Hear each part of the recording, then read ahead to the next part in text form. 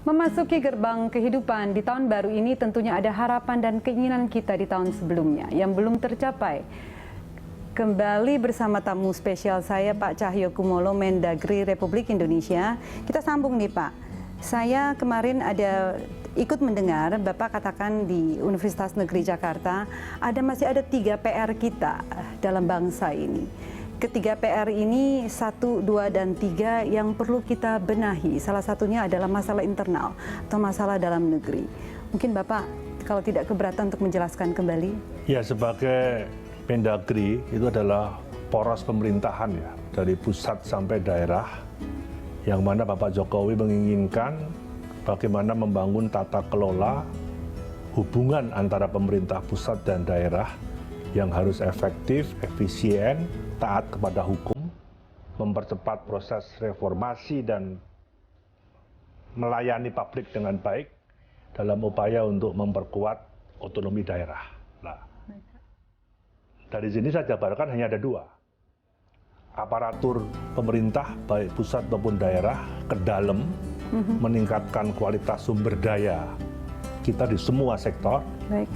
Keluar melayani masyarakat dengan cepat, baik menyangkut perizinan, menyangkut orang buat KTP, buat akte Wah, itu saya sudah kelahiran. rasakan Pak, saya sudah rasakan itu. Harus jangan ada pungutan, mempermudah masyarakat Pungutan liar ya Pak? untuk itu. Saya kira hanya itu. Ya. Kalau bicara ini, sandang, pangan, papan. Di dalam rapat kabinet kita mengevaluasi ya, 71 tahun kita merdeka. Kalau zaman dulu itu ada jargon sandang, papan, pangan. Ya. Yang sudah bisa kita jangkau ini adalah masalah sandang. Orang mau baju mahal juga ada, baju murah, baju bekas, baju selundupan juga ada. Tetapi kalau menyangkut perumahan, masih banyak PNS kita yang belum punya rumah, apalagi buruh, apalagi masyarakat secara umum. Ini yang harus difokuskan. Yang ketiga adalah yang berkaitan dengan pangan. Baik Pak. Negara agraris yang begitu kaya sumber daya alamnya, tapi 90% lebih kita masih impor. Jagung, garam masih Garam impor. aja masih impor ya Pak. Ini saya kira ini 2 tantangan yang harus dikemas tadi. Makanya Pak Jokowi dengan nawacitanya membangun dari pinggiran, mempercepat pembangunan infrastruktur, baik itu darat, udara, laut, kemudian berbagai pelabuhan, berbagai waduk, semata-mata untuk mewujudkan swasembada pangan dan pertumbuhan ekonomi pusat dan daerah yang cepat untuk tumbuh. Nah, Ya Pak. ketiga hal ini dari sisi anggaran negara pas-pasan tapi masih cukup. Tapi ancaman yang paling berat kita adalah masalah yang berkaitan dengan radikalisme. Radikalisme, terorisme. Dengan terorisme. Ya. Yang kedua adalah masalah yang berkaitan dengan narkoba. Narkoba, obat. Karena per hari sudah 50 orang meninggal karena narkoba. Dan ini ancaman bangsa ini. Yang ketiga masalah korupsi. Walaupun ada KPK yang hampir tahun ini menerapkan OTT begitu banyak, kejaksaan, kepolisian masih ada. Ini saya kira ancaman yang ketiga.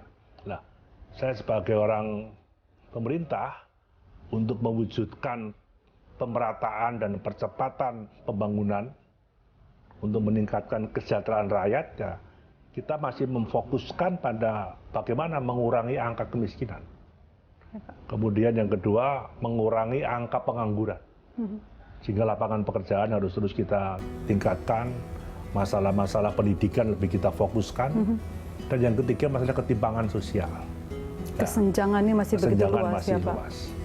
Ini negara yang besar, iya. Tapi kalau infrastruktur nanti selesai oleh Pak Jokowi dalam 3 tahun, 4 tahun ini, saya yakin masalah-masalah percepatan pembangunan di daerah akan bisa tumbuh dengan baik, termasuk pertumbuhan ekonomi ini dengan baik. Saya ambil contoh aja lah. Orang yang punya EKTP itu adalah 183 juta. Baik Pak.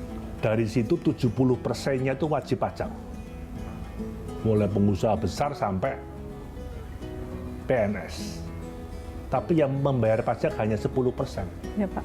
Nah inilah yang saya kira harus terus ditingkatkan. Ini merupakan uang rakyat, hasil dari rakyat untuk mempercepat pembangunan tadi.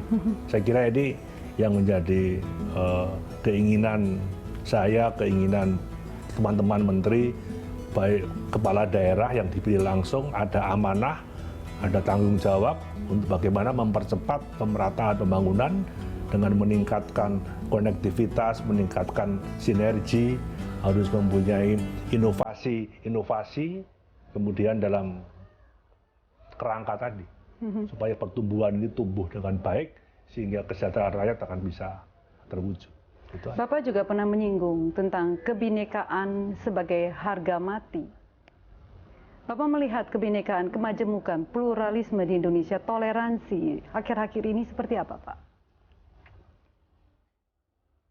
Masalah suku, agama, golongan itu bukan merupakan bagian daripada negara kesatuan Indonesia. Jadi kalau ada orang mengatakan Indonesia itu ada karena masalah suku, agama, ras yang berbineka tadi. Tetapi kebinekaan ini, keberagaman ini, kemajemukan inilah yang membuat tumbuhnya, lahirnya, merdekanya sebuah negara, yaitu negara Republik Indonesia, dari Sabang sampai Merauke. Nah, ini ciri khas.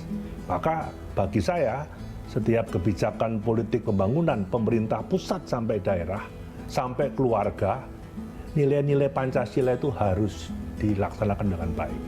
Berketuhanan, setiap orang diberikan kebebasan untuk memeluk agama dan keyakinan.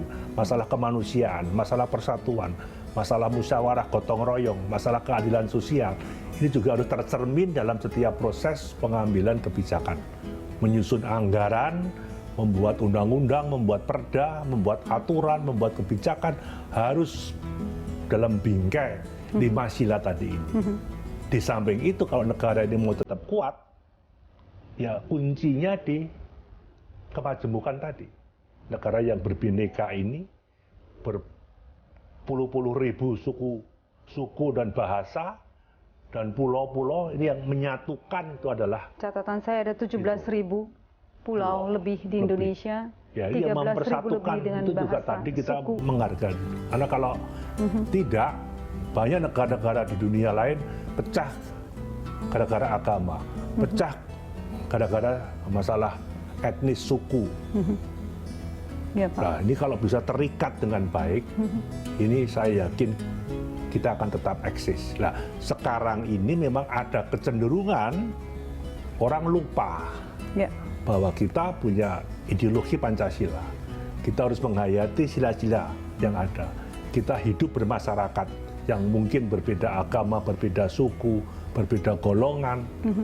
Itu adalah apapun warga negara kita. Ini juga yang salah satu Bapak ingin canangkan untuk masuk ke dalam kurikulum pendidikan mulai 2017 melalui Mendikbud untuk dihidupkan kembali pendidikan Pancasila melalui pendidikan formal dan non-formal. Jadi yang informal kan MPR sudah ada program 4 pilar itu. Tetapi kenapa ini? Anak-anak SMP aja banyak yang tidak hafal Pancasila. Memang sangat ketukar-tukar ya, Pak. Bukan masalah hafalnya, tapi bagaimana menghayati, tahu makna daripada sila-sila itu. Apapun negara kita ini adalah negara yang merdeka, negara kesatuan, negara gotong royong. Di dunia nggak ada yang seperti di Indonesia ini, yang beragam suku agama. Dan ini harus menjadi komitmen. Setiap orang, setiap kelompok, setiap elemen masyarakat harus berani menentukan sikap siapa kawan, siapa lawan. Kalau dia menentang Pancasila, mau membubarkan Pancasila, dia ingin merusak NKRI kita, ingin merusak kebinekaan kita, ingin mengganti Undang-Undang Dasar 45 khususnya pembukaan. Dan saya kira kita harus berani menentukan sikap siapa kawan, siapa lawan. Tegas. Paling enak tuh hidup di negara kita ini. Betul, Pak. Konglomerat pun sampai orang yang tidak punya pun merasa nyaman hidup di negara kita. Ada tadi berbagai suku, berbagai agama. Saya bisa di Papua, saya bisa datang ke Aceh, bisa bergaul. Nggak melihat, oh saya orang Jawa, kamu orang Aceh, kamu orang Papua, kamu orang Bali, tapi satu sebagai warga negara Indonesia. Justru karena terlalu nyaman mungkin Pak, jadi kita lupa Ya, bahwa makanya kita adalah tadi satu. Sejak kecil harus dididik.